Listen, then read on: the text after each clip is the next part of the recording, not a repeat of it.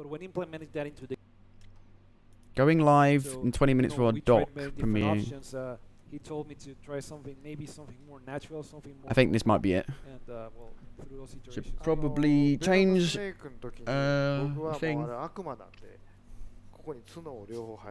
That's Hideo Kojima. It's that guy that everyone loves for some reason.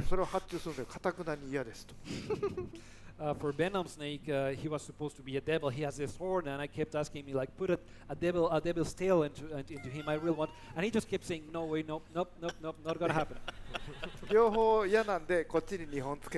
This must be it. This has he to be really it. didn't want to put that devil tail, so instead he put the horn.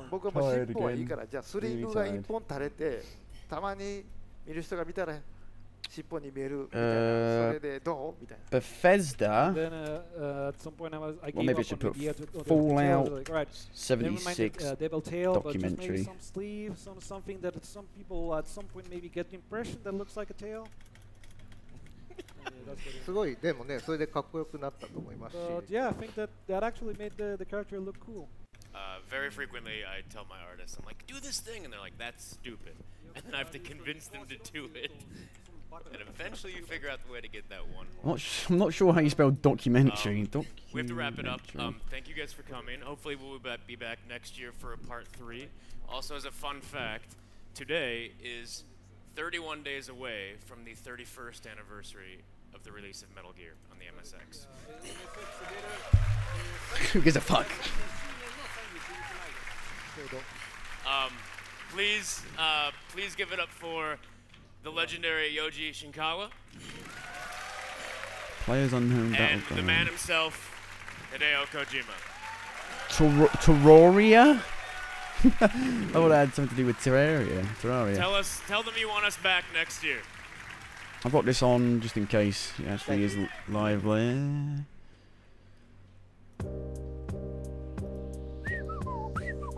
Social impact of gaming overall is very important for people. People aren't gonna like this. I've seen so many people and know a lot of people who play games that's their lifeline to communities, that's their lifeline to, not pleasant home situations. And the impact for me has been, it's given me a whole new world. It's given me a place where I can find new worlds to roam around in. It's helped my imagination grow. People won't like because I'm this sure if I didn't get to play tabletop as a kid or as an adult, that I wouldn't have the imagination and like to write and do a lot of things that I like to do now. So the social impact is greater than I think a lot of people realize. Many people will look to games instead of other mediums because they're either more accessible or it's a way to have a community or a way to actually build and grow friendships. You're 1 minute late. You're late. You're fucking late. There we go. Coming up, the making of Fallout 76.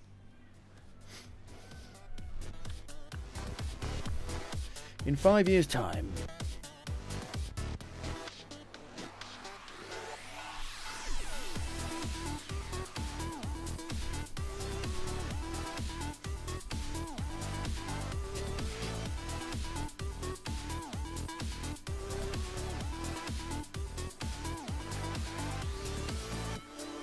If I go there, my whole fucking shoulder disappears. Blue, why don't you work with green screen?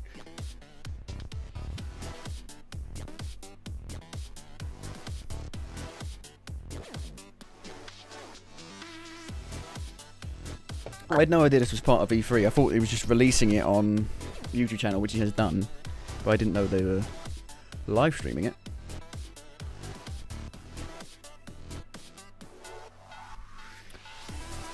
We don't want to see the chat, because, yeah.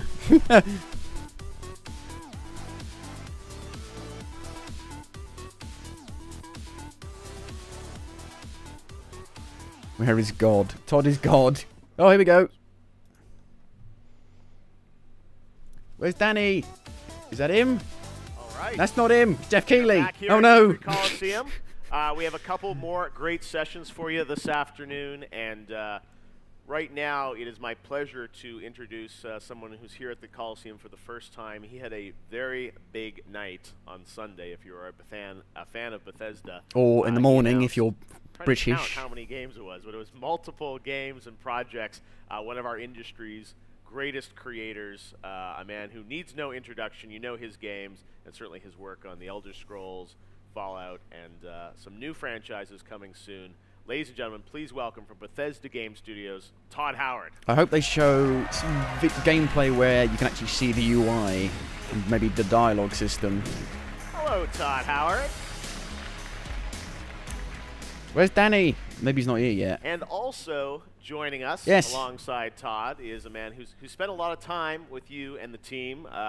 Noclip is an incredible property online. You've probably heard about some of the videos that they've made. They put out a video last week about the history of Bethesda Game Studios, and you're about to see the world premiere of the making of Fallout 76. This is an incredible story. I'm just going to say, I'm confused at how those mics are clipped. They seem like they're floating. And many of you probably in this room have helped support his career making documentaries about games. He has an incredible library of films that you can see on YouTube. But right now, let's bring out Danny O'Dwyer. Danny? I'm here. Thanks, buddy. Man, good to see you. Thank you. Good to see you. So as the panel title suggests, we are going to see the first look at the making of Fallout 76. So I don't know what's in it. I haven't even seen it yet because it's so secret. So I may ask questions that will be answered in the documentary anyways. But maybe we should just start out, Todd, with talking about what you announced on Sunday night, Fallout 76. You know, we had an interview on YouTube yesterday, and when you talked about the game, people had so many questions. Is it going to be good? It's a new leap for the team to Is jump it going into to be this sort of shite like the online last one? world. And you know, I'm sure it's something that you Are Obsidian going to make another one? One point there was talk that this might have been like prototyped as multiplayer for Fallout 4. Was there any truth to that? There is some truth to that. I would say that multiplayer is always the #1 requested feature we get. Yeah. Everybody asks us about it, and maybe we're always a little bit scared or felt it would distract from what we wanted to do with single player. But we like that, look, we're creators, we talk about games and all kinds of games, and around the office we would talk about, well, if we did it, what would we do? Yeah. And this was during Fallout 4, and then it was, we could do it open world, a little bit of survival, but if everybody was real, do some cool gameplay systems and let them collide, Yeah. it would be perfect for Fallout, but, you know, similar to what we do, but different in a lot of ways. And then we're like, oh, that sounds awesome. And then we went, you know, keep working on Fallout 4, but you couldn't kind of shake it. So Like, did well, if you we're ever actually going to do ever it, prototype it? not in the way that you would prototype, because the engine didn't do multiplayer. Right. So it was more conversations and things like that. And then when That doesn't sound the good. Battlecry guys became Yep. free in Austin, that are now Bethesda Game Studios Austin, they became free. I definitely went, I think I might have something for you guys to look at. Okay. So they started on the networking before we finished Fallout 4. So they started, and then we're like, like a lot of projects, they start kind of small. Yeah. We'll try things, and then you see something stick, and it's like, we just have to make this. And it got bigger and bigger as we started working on it, and now it's our biggest project we've ever done. Yeah, no, and truly epic in scale. Coming this November, you talked a lot about it on Sunday. Danny, for you, you know, you've made some great documentaries on some great studios. You conveniently moved to the East Coast. I was 30 minutes from their offices. Yeah, I was going to say, when that happened last year, I'm like, I'm sure he's got to do something with Bethesda. But how did this collaboration come to pass? Did you pitch it to Todd and the team, or? I mean, we had a relationship with Bethesda because the second documentary we did was on Doom 2016. Yep. Obviously, that was it. And you know, BGS being the local studio, obviously I would have loved to have done it, but I'm not actually sure. Todd can probably like answer that a little bit more, what happened internally. But I got an email pretty early this year saying there's something you don't know about that we're going to announcing at 83. Would you like to come in and see if you'd be interested in doing a doc on it? I mean, they could have done like, you know, an Alexa version of Skyrim, for instance, and I would have come and done a documentary. Which you can actually try. So yeah, I mean, I turned up. We had our first meeting months and months and months ago. They showed me an internal pitch they had done, and I was like, oh yeah, we can totally do. You might be something into with that. this. Yeah, maybe. Yeah, I heard that you watched some of our docs though. Yeah, the Doom one was awesome. So that was obviously inside our company, and I've been a fan of Danny's stuff for a long time, back when he was at GameSpot, and he always treated our franchise and other games with a lot of respect. You know, he wasn't doing it, I'll give you a little, you know, doing it for clickbait or titles, or he's very thoughtful and wanted to appreciate the creation of games and the creators. And so I liked that filter. So I started watching all of his docs, and the Doom one was, you know, because it was, I know those guys. I really, really loved it. I loved the Witcher series one that you did. And it kind of came up. PR people are always hitting me up to do interviews and documentaries and all these things. And we turned down pretty much all of them. Yeah. And it came up and they said, well, would you consider Danny, you know, the Noclip? And I was like, I would. I think that if we're going to do it, you know, he's somebody I really respect. I would, you know, I think the whole studio would go for that. So that's how it happened. That's awesome. Now, you know, one thing that I know from writing a lot of longer stories about game developers over the years is, you know, when you go into a studio and you tell a documentary or a making of, there's always the challenge of sort of how honest or open you are. And, you know, we see a lot of these sort of press documentaries that sometimes comes out that feel very sort of neutered and you know, nuanced with the messaging. How open were you guys willing to be about, you know, the making of Fallout 76? You know, there are obviously high points of projects and low points of projects. What did you want to accomplish with this in terms of, you know, creating this piece? Well, first I wanted to get a lot of the team members on there. I think you interviewed 12, 14 people. 12 in total, Wow. From every sort of range in the company as well. Different, you know, folks at different parts of the development cycle. You know, I get a lot of FaceTime, which is nice, but look, the whole team does it, and I thought it was a good opportunity to have a lot of people speak about it, and they asked me, what do you want me to say? And I said, say whatever you want, just be yourself. This is what this is about. You know, we have nothing to really spin. And there were the newer projects, they've been announced. That was the one where, can I talk about Starfield and Elder Scrolls 6? No. Don't talk about that. But you can talk about 76 and these other things that are coming out this year. Yeah. Now, this obviously, you know, you did the documentary last week, which you should watch, the whole 90 minutes on. That's a real good idea, is put out a 90-minute documentary a couple of days before E3 starts. I was going to say, I haven't watched it, but I am looking, I definitely will watch it. You're doing this making of Fallout 76. Will this continue? Could we expect more on BGS, or what's sort of the plan, or it's just these two right now? I mean, first of all, we've filmed, like Todd said, 12 different interviews. Most of them were, you know, an hour and a half long, probably. So there's actually loads we did not get into this. We had a fantastic arc all about the Blades, which was announced, and Fallout Shelter, and sort of the BGS Montreal team that worked on that. Could not get it into this one, so we're actually going to do a separate doc on that. It's going to be in the next few weeks. So we actually have a bunch of really cool stuff from this project. I mean, up to this man here whether or not we do anything else in the future, but you know, we try and mix it up with our projects as well. We try and cover a bunch of different games, different aspects of gaming culture, make sure our, you know, patrons are happy and our community is happy. So man, I can't believe we're still doing this 18 months after launching. I can't believe I'm sitting on a stage with the two of you and showing this thing off. So I love this work. There's so many good stories in video games to be told. There's not enough people to tell them, so hopefully we'll keep doing it. One thing that everyone says about you is, you know, these docs are passion projects for you, and it's a very small team that makes this. It's like, what, 2, 3 Basically people 3 of involved? us, yeah. Jeremy, Jane, and Esteban Martinez are our 2 camera ops, and then, we do it all ourselves, edit, shoot, the whole thing.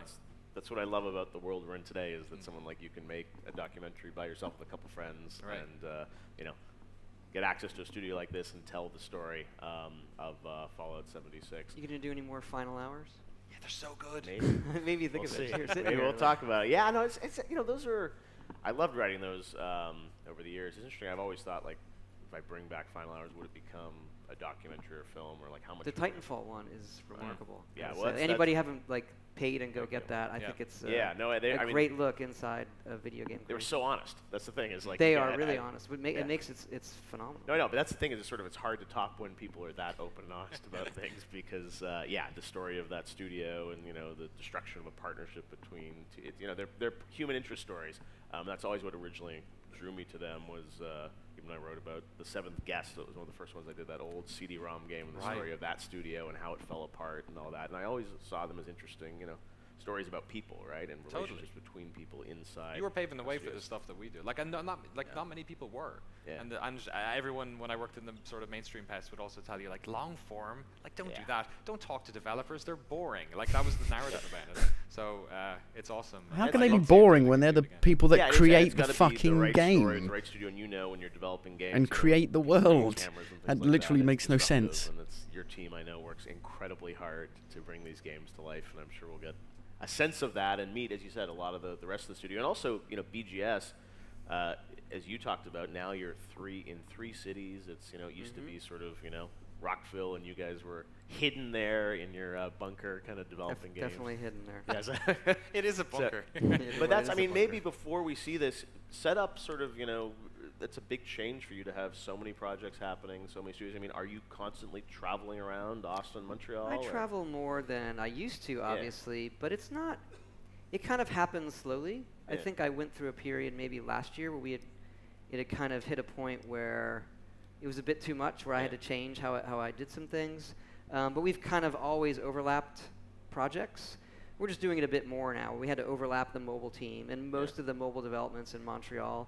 But there's some in Rockville, and then in Austin, those guys are really the online experts.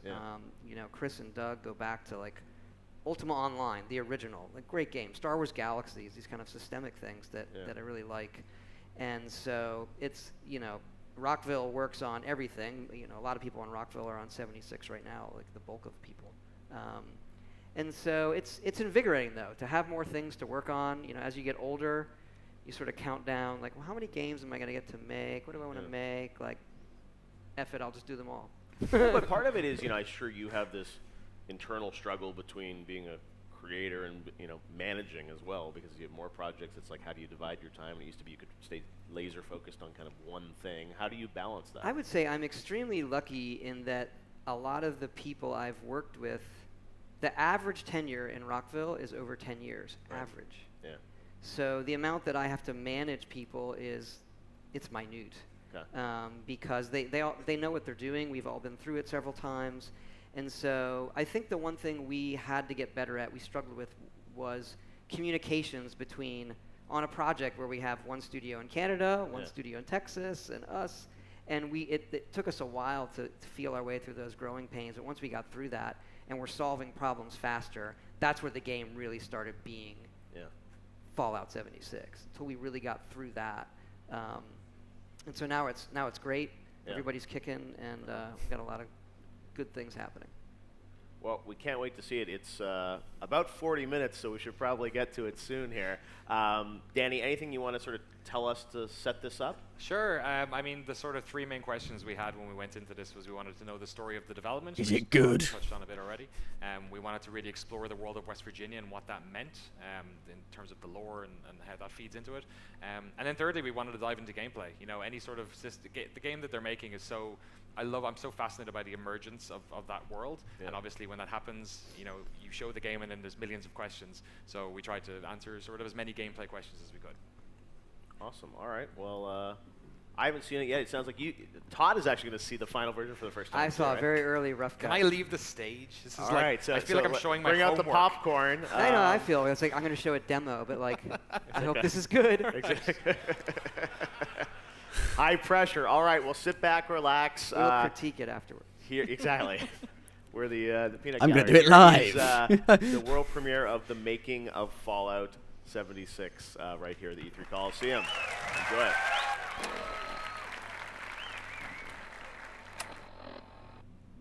I'm still like surprised that he gets like this insane access to it.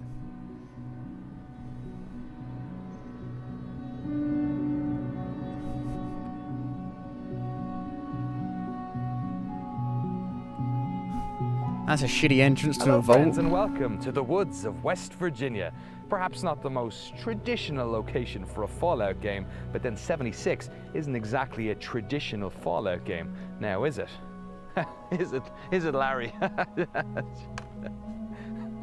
So lonely. We've been making game design documentaries for a while now, but this was the first time we had the experience of being embedded in a studio before a game had even been announced. If you've watched our doc on the history of Bethesda Game Studios, you know that this part of the design window, the final 9 months or so, is when the entire team is playing the game, tinkering with mechanics, and putting in those final details. By this stage, nobody on the team had ever said the words Fallout 76 in front of camera. Our time in the studio began around 6 weeks before the reveal of the game at E3, so a lot of what you're about to watch was recorded while fundamental decisions about the game were still being made. So we came prepared and had 3 fundamental questions that we wanted to have answered by the time we left the studio. Number 1, we wanted to know the story behind its development. Number 2, we wanted to explore the world of West Virginia. And number 3, we wanted to dive as deep into the gameplay as we possibly could and find out what exactly you'll be doing while playing Fallout 76. Oh, and we really wanted to know what was going on with Starfield and the Elder Scrolls 6, but we'll probably wait until the end before we drop those questions on Todd. So, first things first, where did the idea for this multiplayer Fallout even come from? And how did the team at Bethesda Game Studios land on West Virginia? Since I fucking love this last stuff. Year, in honor of America's tercentenary, Vault-Tec continues to expand with plans for well over 100 vaults around the country. I don't think they ever did a Fallout 4 making of, which is kind of telling, don't you think? In our previous documentary, we covered the development of Fallout 4, but Well, what we didn't mention then was that during this period, the team was also designing 76. 76 is the multiplayer design from Fallout 4. Oh, is it really? Yeah. Oh my goodness. No one said that? No. It is. Hey, should we do multiplayer? Probably not. What would it be? Okay, it would be this. Let's talk it through. Like, that's pretty awesome. And then you kind of, you put it away. So, all right, let's do our thing. And then every once in a while you keep talking about like, hey, you know, we should have done that, or we should do it. And then, you know, as Fallout 4 is going on, it becomes no, we should really do it, like, as its own thing. As far back as 2013, the team was conceptualizing what a Fallout multiplayer mode might look like, but the idea was too big at the time, and so it was put to one side so the studio could focus on the single-player game. At this stage, the team at Bethesda Game Studios in Maryland was over 100 people strong, but they didn't have much experience in making online games, neither in terms of their design or in terms of their technology. But it was around this time that parent company ZeniMax opened a new studio in Austin, Texas, a studio that might just be able to help them out. ZeniMax had opened Battlecry Studios, which was made up of a lot of like MMO experts in the Austin area. People who, like, you know, Chris and Doug go way back to Ultima Online and Star Wars Galaxies and Star Wars Republic. Like, this is amazing staff of people, and they were building a really cool game. But the lead programmer on 76, Jason, had been the client lead on Star Wars. He knew of them all. Right. We were talking about it, and he's like, hey, you know, those are the guys to do it. And I'll admit, I was like, hey, you know, we could hire. I'd gotten approval to hire, you know, server back-end people and all of that, but I, you know, have been through that. And hey, if you have a team that works really well together, that is interested in working with you on it, like, hey, let's try to do that. So they started it before we shipped Fallout 4. A month before Fallout 4 was released, Battlecry Studios went through a significant round of layoffs, as their free-to-play action title, Battlecry, was indefinitely put on hold. During all of this, the team in Maryland was transitioning onto Fallout 4 DLC and spinning up Starfield. So BGS asked the folks in Austin if they'd take a swing at retrofitting multiplayer capabilities into the Fallout 4 engine. Using tech from another sister studio in Richardson, Texas, Battlecry started trying to implement the Quake netcode into the Fallout engine, a massive undertaking that posed significant challenges, even for some of the most experienced network engineers in the business.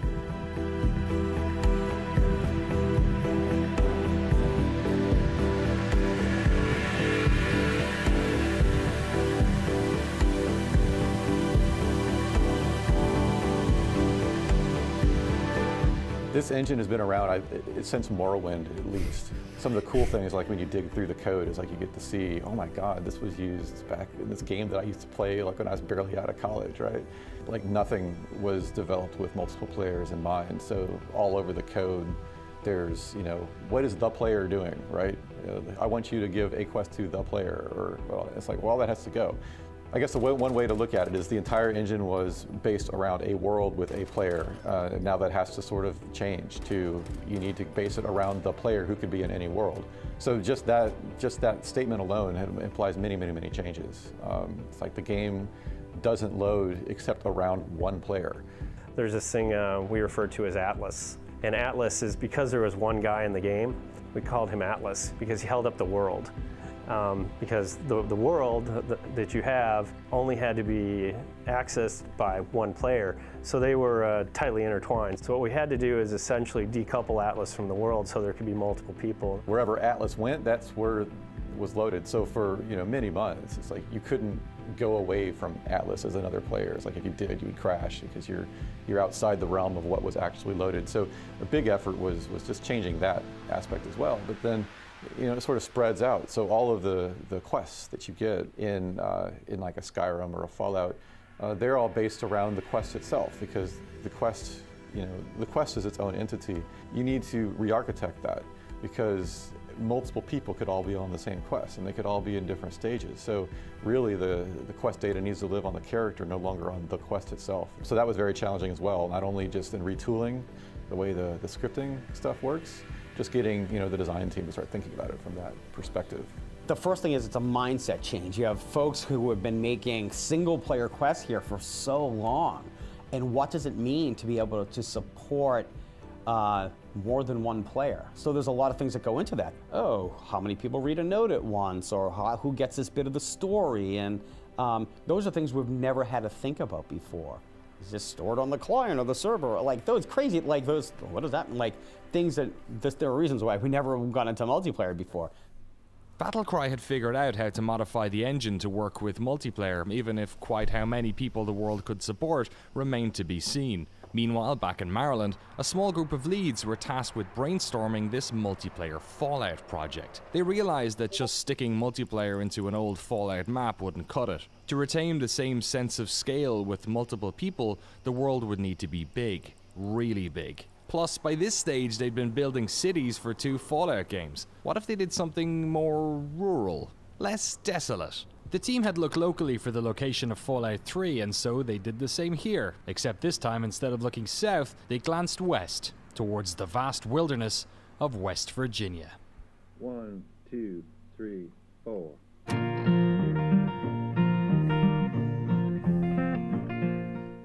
Actually, every game starts with a map.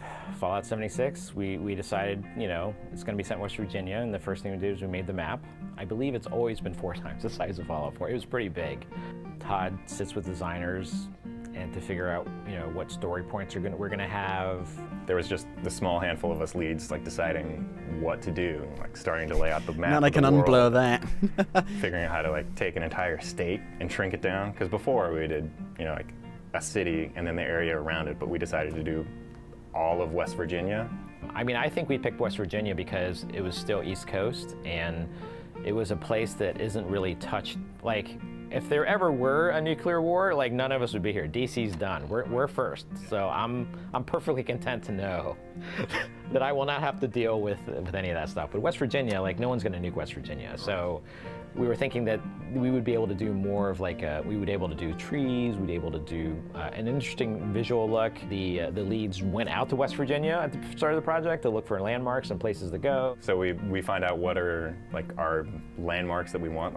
We know we want Morgantown and the Summersville Lake and stuff, and we take the real map and just start to redraw it and remix it a little bit to find out how we want things to flow. Because West Virginia also isn't a square, but we kind of had to take, it's Harper's Ferry is so cool, but it's way out here, poking over Maryland. Let's just kind of shove it back in. The state of West Virginia didn't only provide the team with a massive landmass to play with, but as it happens, the lore of West Virginia was full of myth and conspiracies that fit perfectly into the Fallout universe. West Virginian myths are among the creepiest in American folklore.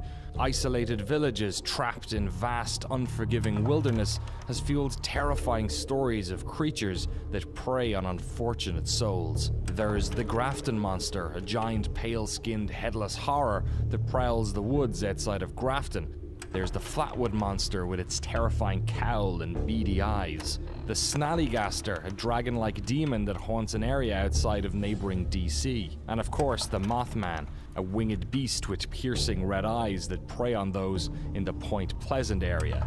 Like wandering the real woods of West Virginia, the world of Fallout 76 is full of monsters to hunt or be hunted by. There are far more creatures in 76 too, more varied types of enlarged insects, and everything from two-headed possums to giant sloths, and even intelligent plants. Yeah, the Mothman's incredible because it's a different thing. We've never done it before. We're hoping to do stages to him, you know, early on in the game. Maybe he's just stalking you.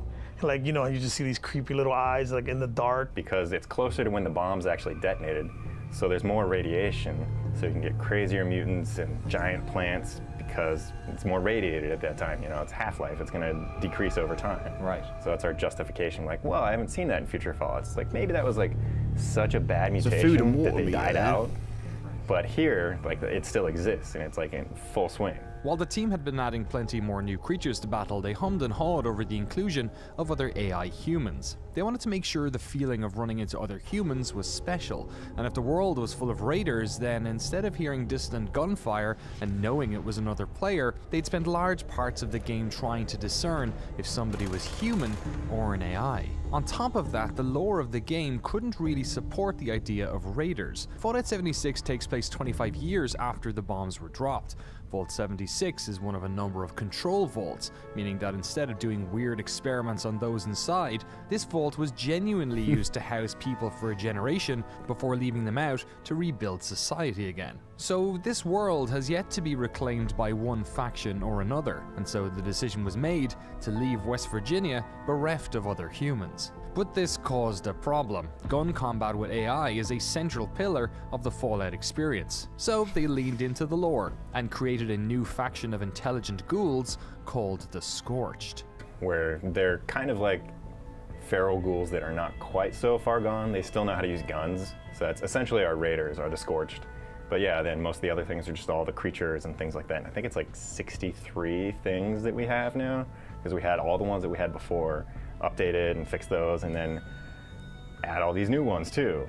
The map of 76 is large, but it's been divided into a half-dozen areas with their own flavor and difficulty. While you may emerge into the relative beauty of a green forest, there are much less forgiving areas of the map for you to explore. A hollowed-out mountaintop, soggy floodlands, festering toxic wastelands, swampy woods, and a colossal mountain range that bisects the entire map. The new dynamic weather system can also have an impact on the player, with distant rad storms warding off expedition parties. There's a lot of space between things in this map, meaning coming across new locations should feel like uncovering something that's been hidden forever. Quiet cabins, abandoned wood mills, tall treetop That kind of actually watchtowers, worries me a flooded bit. mines, and abandoned barbecue joints. All of these littering a landscape alongside cities and towns of all sizes, nuclear missile silos, and even a crashed space station. The world of 76 is larger and more detailed than their previous games, and featuring a bunch of new technology that the team may just be testing out for future games. They have a new system to propagate woods, a vastly improved dynamic lighting model, subsurface scattering, and far more complex animations for creatures who are going to be attacked by multiple players for the very first time. So we do get sort of like the typical Fallout areas in certain spots. Like when you first start at the game, it's kind of nice and welcoming, but then you get to the crappier, dangerous parts and get the more traditional feel. Because this area is, it was like factories and things like that. And our justification for why it's all caked in white powder is that those factories were like full of chemicals and everything spilled out. With all the hills and the topography of the area, it's really beneficial for that, because Fallout 4 was actually like a really flat game, so it's hard to get those landmarks. Thankfully there's like skyscrapers and Diamond City, that giant glow, but in this case we have like an entire mountain range that bisects the map. So we can take that and put all these different landmarks on that. Like we made this ski resort called the Top of the World, which basically looks like a giant red UFO, and that's like a thumbtack in the middle of the map that you can orient yourself around. And then we have the giant bucket wheel excavator on another side. But it's also designed in that way where you're supposed to sort of lose where you're at once you go down in those hills. So you're deep in the valley, you're like, where am I at? And so you're encouraged to actually then go up the hill, and then we put all these like watchtowers and stuff, so then you're like, ah, that's where I am. And pull out the binoculars. Radio look around. towers. Fallout 76 features a number of different biomes inspired by real-world locations. The team is attempting to replicate that feeling of stumbling upon new areas from their previous games, and just like their other maps, West Virginia has become a template for storytelling. The state's cranberry bogs with their carnivorous plants seem like the perfect spot to introduce some wild mutations. So too does the mountaintop removal mining region of the state, which evokes the post-apocalyptic feeling all on its own. But West Virginia also taps into the Cold War conspiracies evoked in the Fallout games. West Virginia is the location of the United States Radio Quiet Zone, a 13,000 square mile region used for research and military intelligence. And West Virginia is also the home to the original location of the presidential nuclear bunker, located underneath the Greenbrier Hotel. Riffing off of all these real-world locations is something the team has enjoyed. They have a hotel too, but their hotel and its adjoining golf course have something else going on. Well, we sort of don't want to spoil it. In fact, it seems like much of the joy of this game comes from stumbling upon interesting elements of world building that the team has been working on, and toying with the increased array of clothing to be discovered on your journey. So there's this town, Helvetia, that's in the absolute middle of nowhere. Right. And it's a Swiss-German village, and they love making cheese, but they also have this festival where they build these papier-mâché masks. And so we built 10 of them. Right. There's all different kinds, and like the owl one in particular is pretty popular. And there's like crazy jesters and skulls, but they're all kind of like handmade looking. Those are a big hit when it comes to photo mode. What is my favorite area in the game right now? I have to say Charleston is. It's where the first responders are. So it's like an old fire department where you can like find firemen's uniforms and that kind of stuff. And there's a terminal where you can take the training course, and it's like, what do you do when you're seeing gas come in from the vents? And do you put your arm over your nose? Do you run out screaming, or do you light a match? That kind of stuff's great Fallout humor. I'm playing the game and I come across this lighthouse in the middle of nowhere, and I was like, why the hell is there a lighthouse in the middle of nowhere? Like, oh, that's a real thing. That's in West Virginia. West Virginia has stuff like that. Here we go. Will you show the UI? We've learned how this game came together, and we've explored the world of West Virginia, so it's time to answer our next question. What exactly are you going to be doing in Fallout 76? There's been a lot of rumor over the past few weeks as to how much like a regular numbered Fallout game 76 really is, and it seems to be the question that the team has also been struggling with. How do you retain the elements of those games that work while doing something interesting? And how do you do something interesting without just cribbing off of other survival games? The version of 76 we look at today is the end result of months of playtesting and discussions, so before we dive into the specifics, let's start with the basics. Fallout 76 is online. You can play as a lone wanderer if you so choose, but there are no private maps or offline mode to speak of. There is a story and there are quests, but the focus of this game is on the player dictating what they want to do that day. Perhaps you want to discover a new part of the map, or find parts to craft a specific weapon. Maybe you want to kill a monster to get a high quality drop. Maybe you want to build a camp, claim one of the map's public workshops, makes me or team up fucking with others really to fucking take worried. on events. Super mutants are attacking, Aunt Mabel's farm.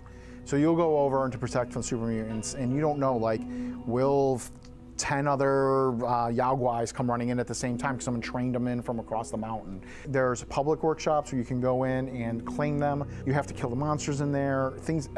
There might be events spawning once you take them. Depends on the situation, the timing, and the area. And when you take them and you fortify them, you actually have access to resources that are super valuable for crafting. So you'll get access to ore, some kind of ore, lead, and then lead's used for make bullets, and then you can make bullets, which in that game, any of these games is super helpful, right? So you take that for a reason.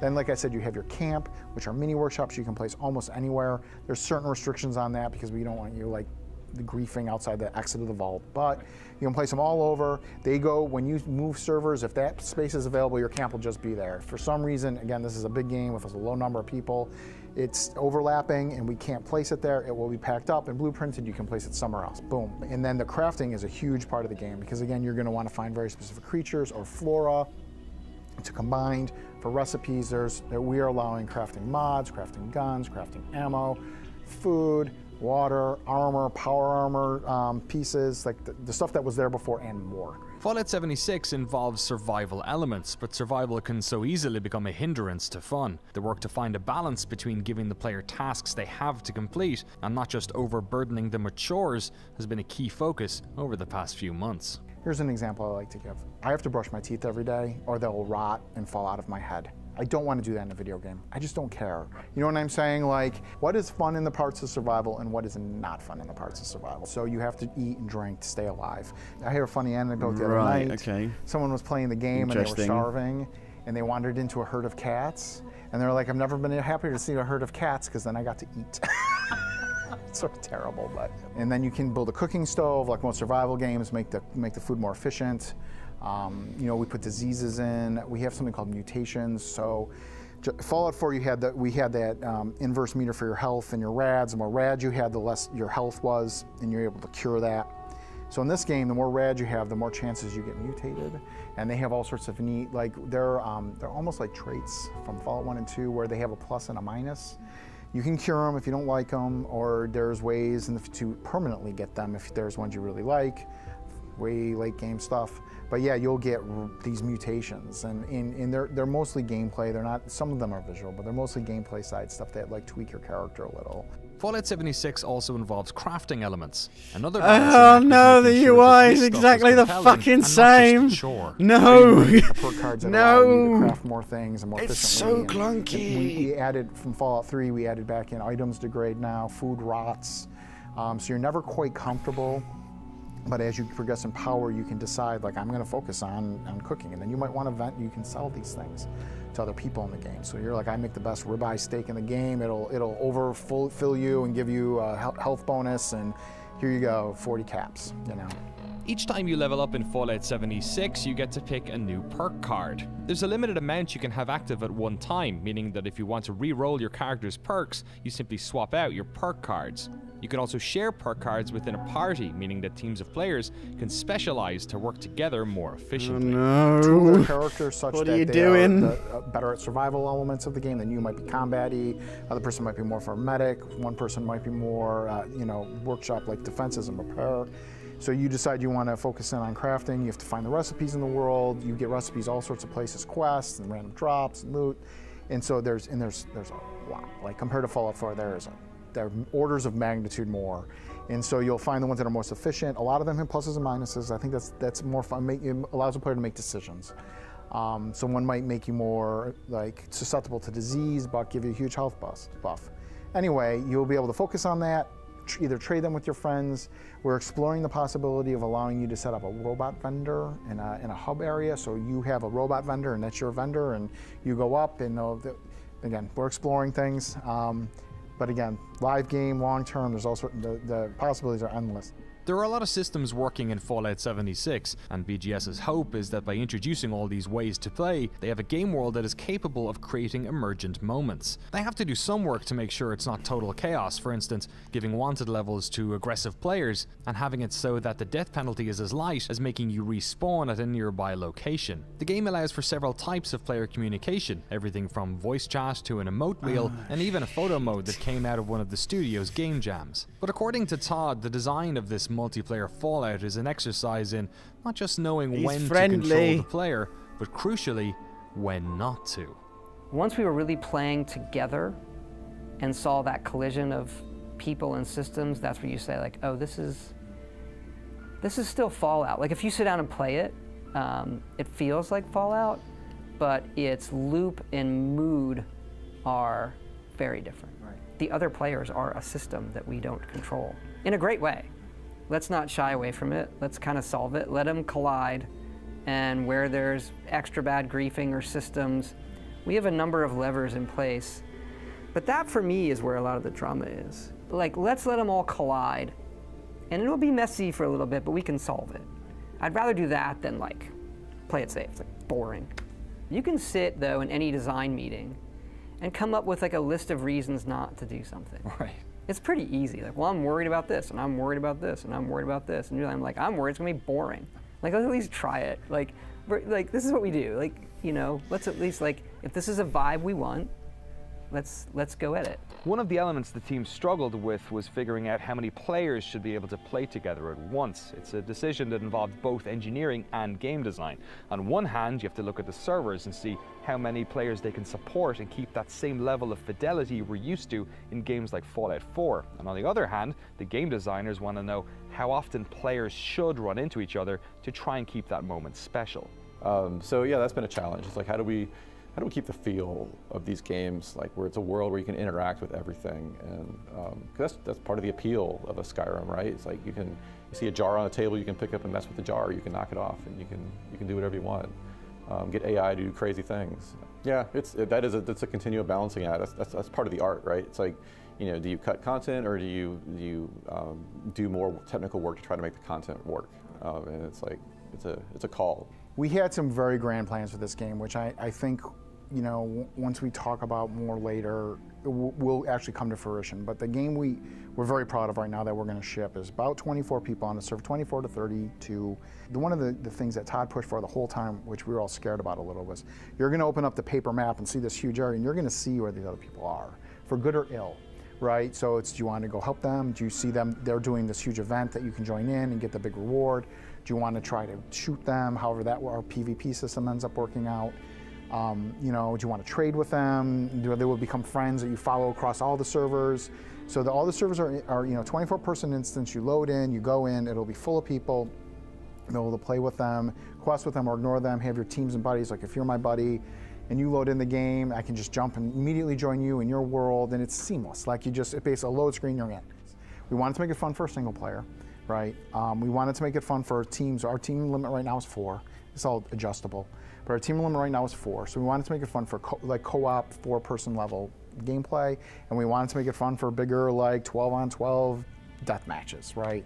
And we're trying to, like we normally do, we're trying to jam it all in and hope it all works out. Fallout 76 is a live game, meaning that, like games like Destiny or Warframe, eventually players are going to reach the point where they've done most of what there is to do. The studio has been working on a team deathmatch mode, which should help, but one of the challenges they've had was to introduce an endgame that was hard enough to challenge high-level players, while also somewhat repeatable. What they landed on was a cyclical nuclear war. The map of 76 has a number of nuclear bunkers. Teams of players will have to work together not only to find the nuclear codes, but to solve puzzles to reveal them, and to push the button to launch the nukes. The end goal in this game is it's a cyclical story with the nukes. And these huge winged bat-like creatures crawl up out of the world called scorch beasts. You're supposed to find the nuke codes to kill them, to seal their fissures. That also, again, irradiates the world. It'll put a big, you know, the nuclear weather there, and all the flora and fauna will then change to be higher level and have rarer drops. You know, rare crafting materials in certain sought after, basically items and materials. Legendary, going back to the legendary system, we added more tiers to the legendary system for weapons and armor. So you'll find those things there, and then that area will fade down over a certain period of time, and players will have to find the nukes again. And depending on where you nuke, different things will appear because there'll be different flora and fauna there.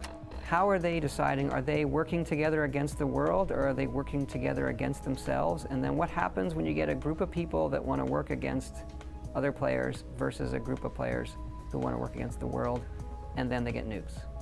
Do they create an online Cold War? Do they all just decide to just blow up everything? So I think the nuke part is probably the one I'm most interested in seeing what they do. And we're trying to make it fun where it's fun to just launch them. Because it's very hard to like, all right, you have the codes to a nuclear missile. You're like, you know what, I don't want to launch it. If you can sort of incentivize them to, hey, it's going to be really fun to launch it where people aren't, and make that part of the world this high-level zone. So that kind of design I like a lot. Okay, it's going to be a high-level zone. You're going to roll in your power armor. You're going to make this really hard level for yourself. I'm really interested in what people do there.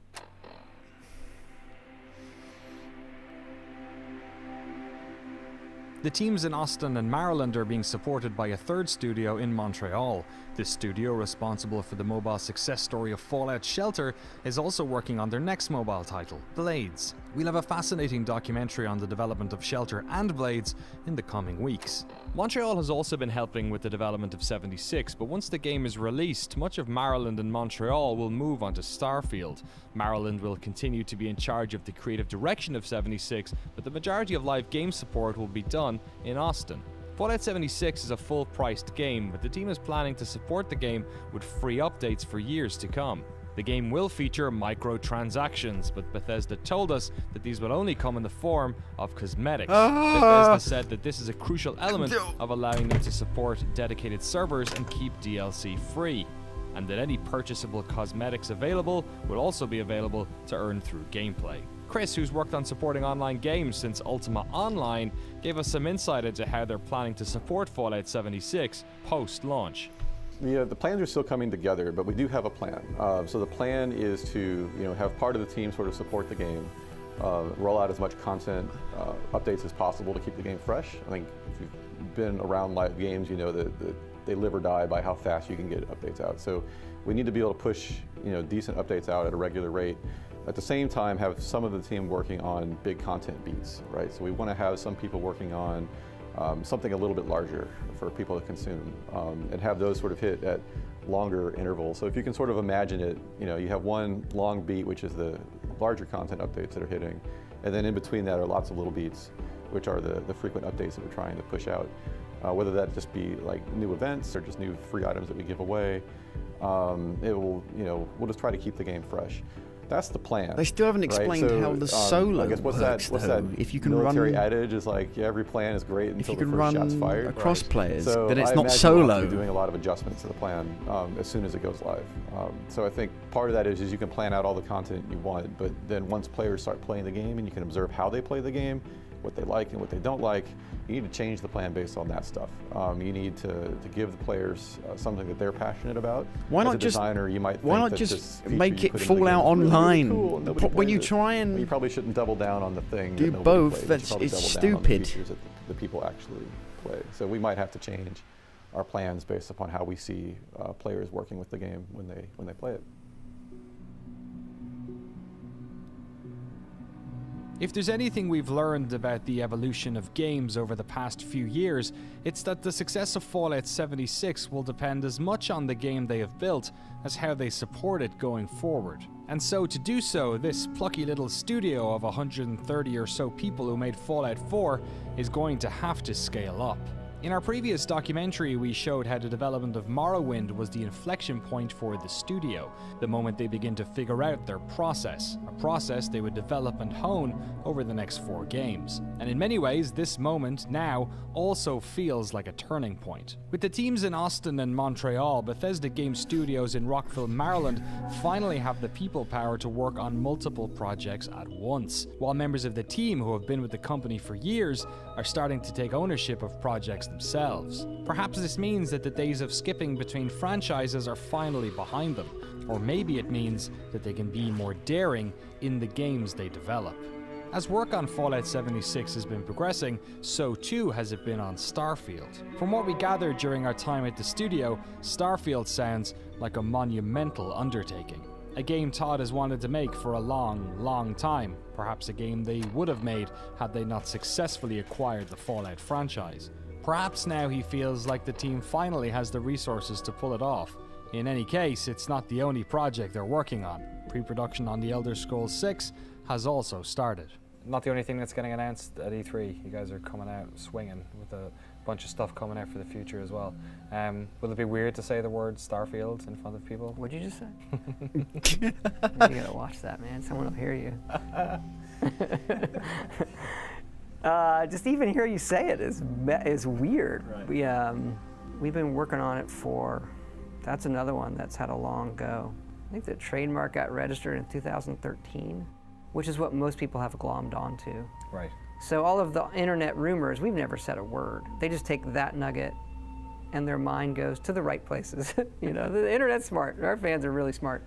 And so you feel like it's good to acknowledge it. They're all saying it like, yes, right. That is what we're doing. But as far as announcing Starfield, very excited to do it. A little bit nervous, you know, because it is so new. You didn't show anything though. We'll have so many Why were you questions nervous? that we're not answering intentionally. So that's kind of new for us. At the same time, we feel that, you know, that's the time to do it. So right, like, it's good to have that dialogue with your fans and say, we're doing this, and then we're doing this, because we know that they want them as much as we do. And things take time. But I think it's good to give everybody a little bit of a roadmap. And so you feel like it's good to acknowledge it. They're all saying it like, yes, that is what we're doing. But that's another thing. That looks like where Destiny not logo. just, hey, we should announce it, but how much thought we've given it for a long time. So on that original list, you know, Fallout, the biggest, most epic science fiction thing you could possibly imagine. And that's something we've talked about for a long time and kind of picked away at. And now we feel we're kind of, what's the right way to say it without spoiling anything? We are uniquely positioned to pull this game off. Expectation management is important as well, right? Like not saying too much is as important as not. That's the one that worries me, is that are we creating anxiety, or like people have so many questions that we'll be like, you know, whereas before they'll be like, we don't know what you're making. It's a little bit easier to go, yeah, you don't. Now you say, hey, you're making Starfield and you're making Elder Scrolls 6. Tell us all about them. You're like, I am not going to. There'll be a time for that. But both of those, you know, particularly ignorance is bliss. Starfield. That's another way we talk about tone. Is we just want to say the name, like being able to say this is the tone. Just to, you know, this is what it feels a little bit like. Same with Elder Scrolls 6. But we have a little bit of a roadmap on our head, like this is the one that, like, as a base technology that this one adds. And they don't all, you know, the ones we're doing they're very, very different. So, you know, Starfield is definitely a big single player game. And 76 is not. So there's different techniques. It's a very different style game there'll be a time for that, but it's not, it does a lot of things very different than we've done before as well. Thank you so much for joining us on this journey through the past, present, and future of Bethesda Game Studios. But we're not done yet. During our time embedded at BGS, we recorded over a dozen interviews. So if you want to watch a bunch of shorter docs on games in the Elder Scrolls and Fallout franchise, make sure you hit that subscribe button. See you then. What do you think? There's fucking microtransactions in a Fallout game. Fantastic. I can't believe I'm saying that. What a joke. Letting us do it and making some cool games that people care about. I was actually, when I came out here, so I was like, they added things people didn't want. I know, the lights are off, they go down. And they didn't fix the things that people complained about. Hello, everyone upstairs. Yeah, let's hear from the top section. So that, you know, that was a really, I think, insightful look at the process, even seeing, you know, new parts of gameplay and everything in the game, because, you know, we should let everyone know, Fallout 76, they're not going to be able to play at E3, right? They're not. I'm looking at all this footage, Danny, like taking off people's monitors. Like, that looks like crap. Oh, my God. That stuff is not all done. Teasing us, but yeah, that's why I saw more of the game. I saw the stuff from the new stuff looks good. Hey, if we do it again, then just we'll make sure I'll PR give you better footage. Sends us a bunch of footage.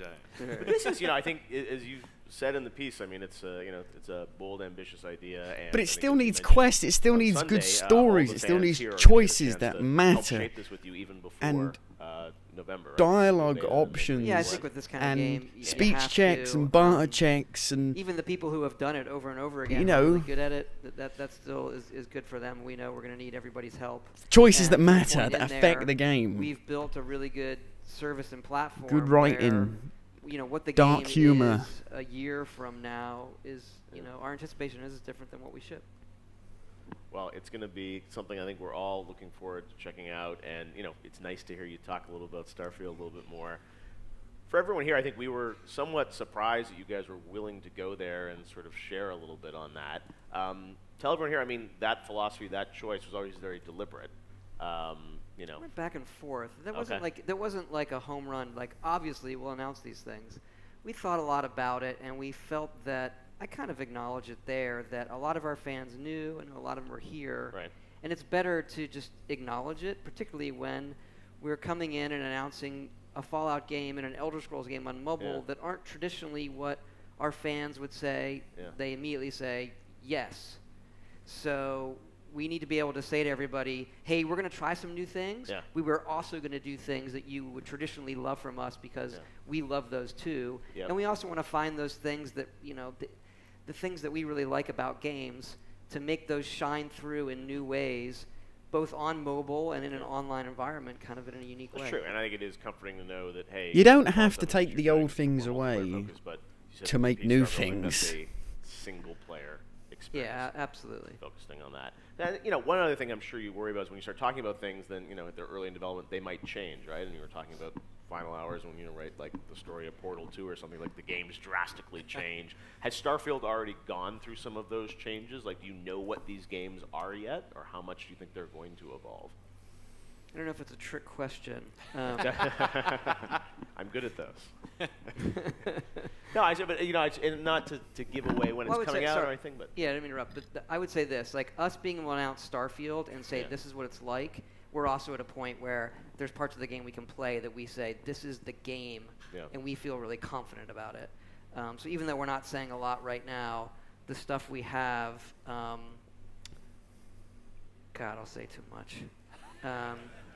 We feel really good about, like. Yeah. Well, at least they haven't. Really it's not like the Elder Scrolls Online where they sacrifice the fidelity. There are moments of gameplay because you know this is an idea that sounds like it's been in your head. You know. For quite a while about the experience you sacrifice to have people play. Yeah, we weren't. We weren't finding it anywhere else, so it's not just like gameplay. It's Fallout 4 gameplay. Fallout 4 better than Fallout 4 visuals. Whereas when we do a Fallout and an Elder Scrolls, online, we are taking those franchises and what everybody loves about them, we love about them, putting them through a new filter.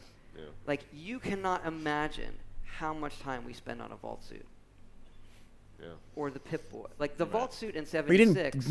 you did not put a lot of time in the Pip-Boy in fucking Fallout 4. Like, is it like Fallout 3's? Is that? Is it like the one in Fallout 4? Is that a skinnier one? That's in Fallout 1? Because people had to fucking fix it. This is like a gas station thing. This is this. How does the thread work? Like, you know, all of those things we're putting through a filter. And it's rather hard to fix something when it's a screen so when you go into and not a menu.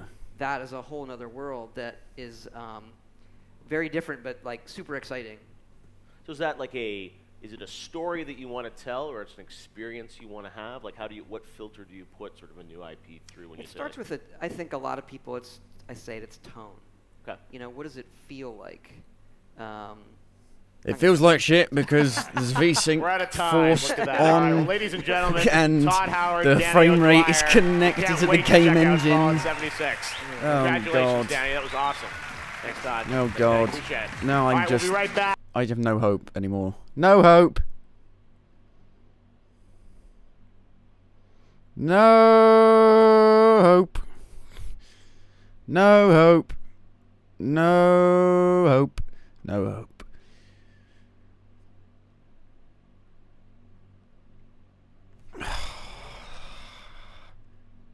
No hope.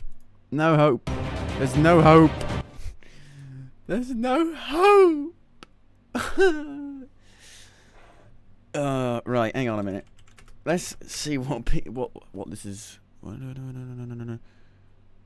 Let's have a look at this quickly.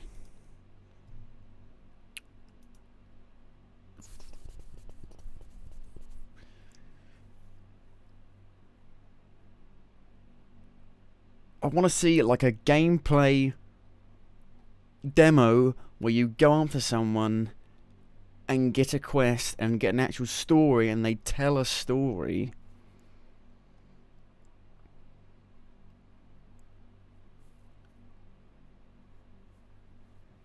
It can't be played offline, but you can play it solo. And that doesn't make any sense. That literally contradicts. They contradict each other. It doesn't make any sense. What are you doing? What are you doing?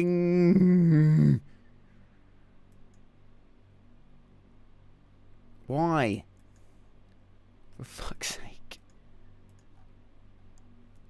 The fact that a fucking Fallout game has microtransactions is a joke. Oh, for fuck's sake.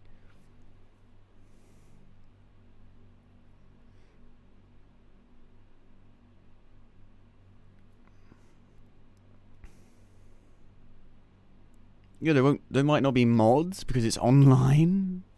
And other people there won't be any mods. There can't be mods. Unless they add an offline mode later on, there can't be mods. There can't be mods because you can't have someone who has a completely modded gun and then you come up against someone who doesn't.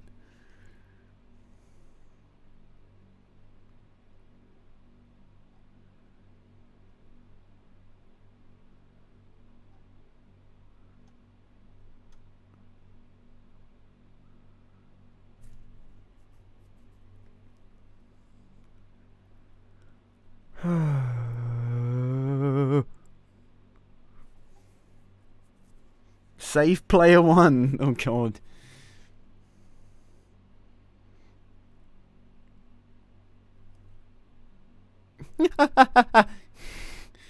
People whined about the voice protagonist, 4 dialogue choices and mediocre quests, so Todd listened and removed those completely. Just completely removed them instead of making it better.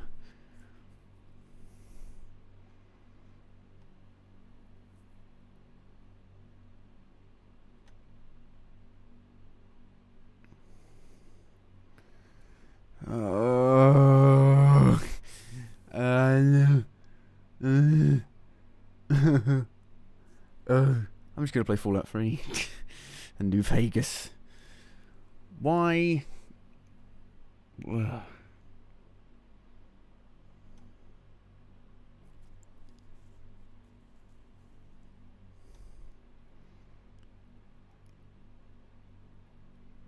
So how can there be quests if there's no NPCs?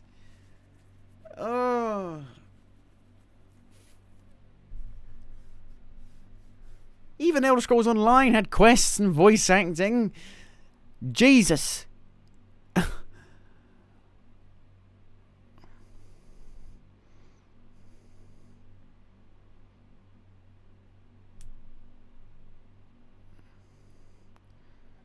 Oh. For fuck's sake. If it doesn't feel like it probably won't even feel like a Fallout game. I don't see how it can feel like a Fallout game. Fuck me. Fallout 76 is just a small game for them, even though it's the biggest game they've ever done. Right, fuck me. Fuck cadoodle-doo. We're fucked. We're screwed. We're fucked. Oh, I want that new mod for Fallout. That's just California. Was it called Fallout California? Can I just have that, please, instead? I don't want to play this shit. Oh, is it Fallout California? California! Is it in New Vegas? It is. The best one.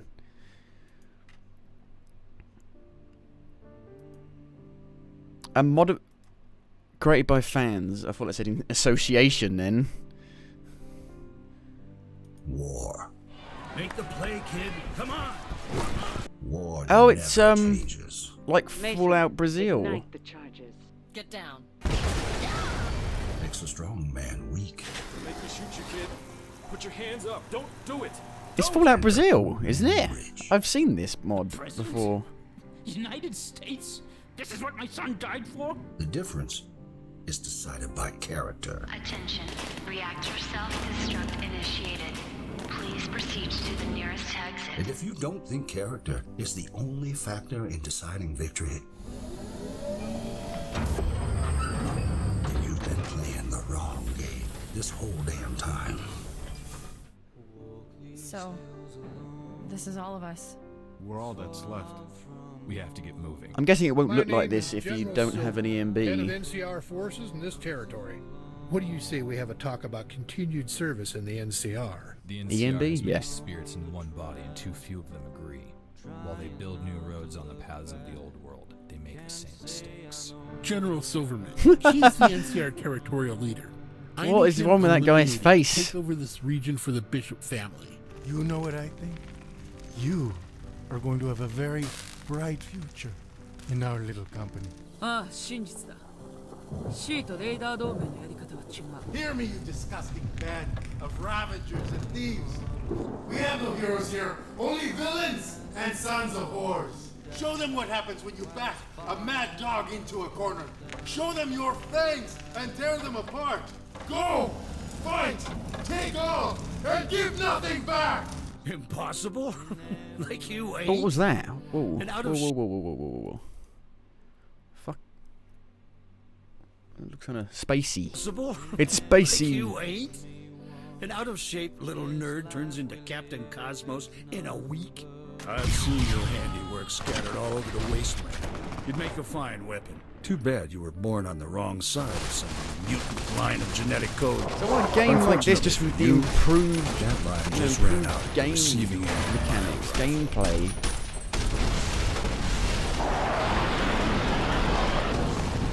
Because they're not gonna. The war for California has only just begun. The problem with, like, they're not gonna make a single player game in West Virginia. Think of all the awesome stories they could tell in West Virginia if it was single player, and now they're never gonna make another Fallout game in West Virginia. Because why would they? That would be silly.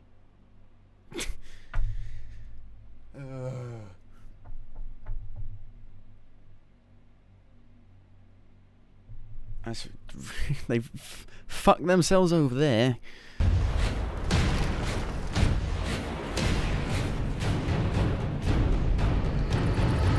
Truth is, the game was rigged from the start. Created by not Bethesda.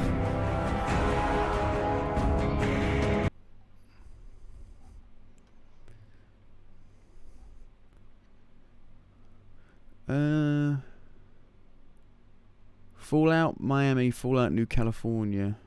Oh, it's New California, and Fallout 76.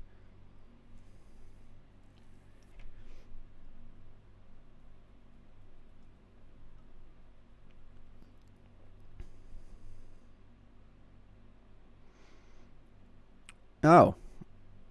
So it's kind of saying your character became the courier. That character became the courier.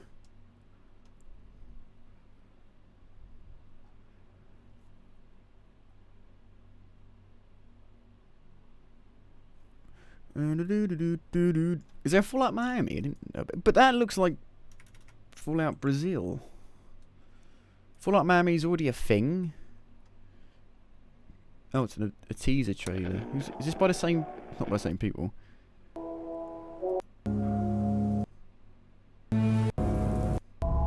They're making the games that people actually want. Fallout Brazil. That has the exact same. Oh yeah, it is. Ah, okay.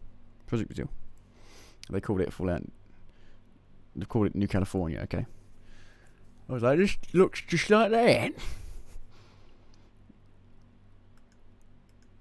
But now they've put it into like a proper, like an actual full game. Right. Hang on a minute.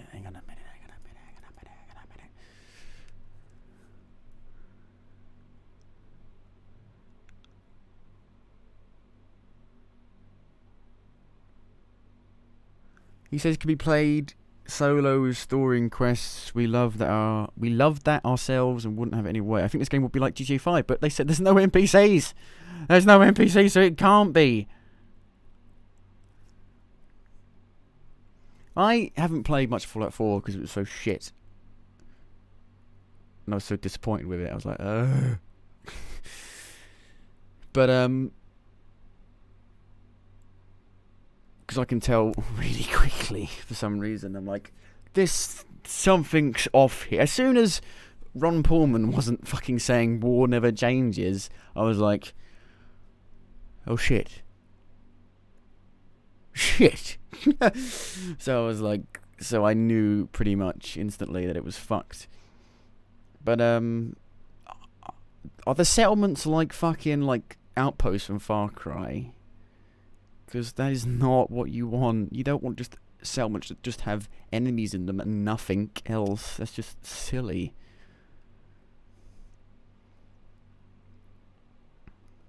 Modders trying to make Skyrim online. Meanwhile, modders trying to make Fallout 76 offline.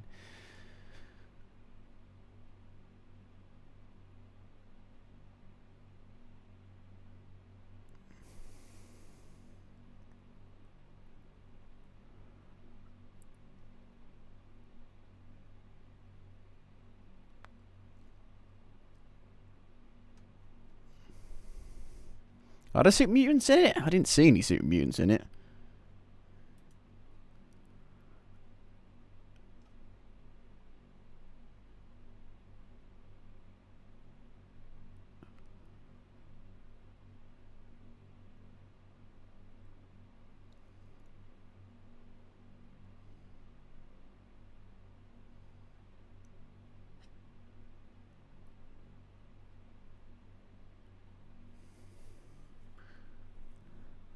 Hmm.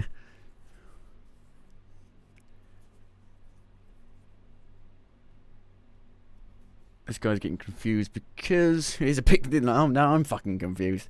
You realise that 2076 is 25 years after the war, but the war was in 2077. You know? Even I knew that, and I'm an idiot.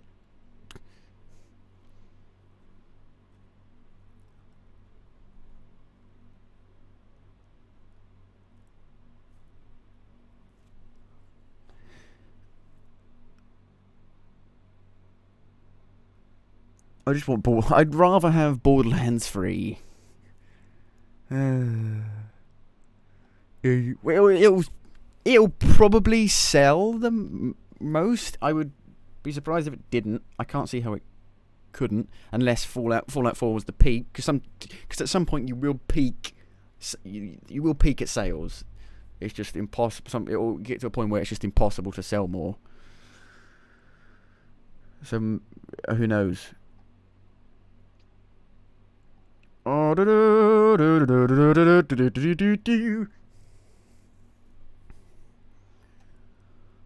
I'm gonna fucking buy it. I can't not. I can't not buy a Fallout fucking game. Ugh.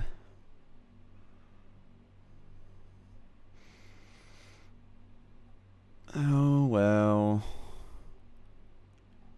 I don't want it to just be running around shooting monsters. You need something else. You need something else. And the building is so clunky. The UI is terrible. If I play Fallout 4, I'm... Like, there's a Fallout 4 mod. Fallout 4 UI mod. I can't even spell Fallout 4. There's this mod that makes it slightly better, but it's still a fucking nightmare. Like, it was fine. I don't know why they changed it. I don't understand. They made it... It's designed with a controller in mind, and it's so bad on PC. It just worked. Why did they change... You could change the Pip-Boy design without changing the gameplay functionality. Because, hang on, let me get a pic of Fallout 3 Pip-Boy. Pip-Boy. I cannot spell today. Right.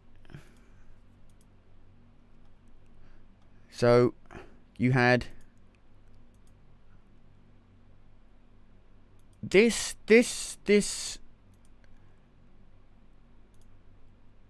Like, what? Yeah, I'm like, now I'm just like, where? Oh, I'm just like, oh shit, they fucked it up even more than I fucking realised. You had 3. So you had, instead of 5 main menus in the Pip-Boy, you only had 3. So it made it a lot easier to go around. And you could pick, and all 5 of the sub-menus were clickable. And this, look, they're not there. Who designed that? Who designed that? You have to fucking Who designed that? What an idiot. What idiot designed that? Why can't it go across here and have it all here? That doesn't make any sense. What idiot designed that? It's just so awkward. Because it's designed to be moved along with an analog stick. But you can't do that with a mouse and keyboard. And this makes it so you can, I'm pretty sure it makes it so you can see more, because for some reason it's really bloody hard to see all of, if you've got like a million items, it's really hard to get through the menu and find the stuff. So this makes it a bit easier, I think, because I think it makes maybe the font smaller, maybe the spacing smaller, so you can cram a bit more on there. God, Jesus, I'm trying to find like an actual image of like weapons inventory.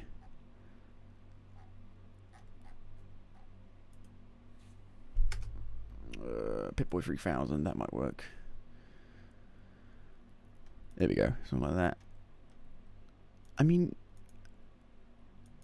it's because it's also like at an angle. It just makes it awkward. I don't know why they did that. It was style over substance, really. It really was. It really, really was. I just want to see a gameplay demo. Like an actual gameplay demo. Like Concord. Like when they went through Concord with Fallout 4. That's what I want to see. So that's that. For E3, all E3 stuff is done. At least all the stuff that I want to watch live and all that. Obviously, E3 has started. Not today, because it's 1 o'clock in the morning. It's still today in America. Started today. And it's the convention floor where people go to play the games. Might get some new information on stuff. Might get some new gameplay demos on stuff. So I might watch those. We'll see. We'll see. Thank you for watching. I'll see you sometime. I'm not sure. I'm not sure when, actually. But with all intentions, hope to be back. I'm planning stuff. I plan to do stuff. I'm never not thinking about you. I'm never not thinking about you, baby.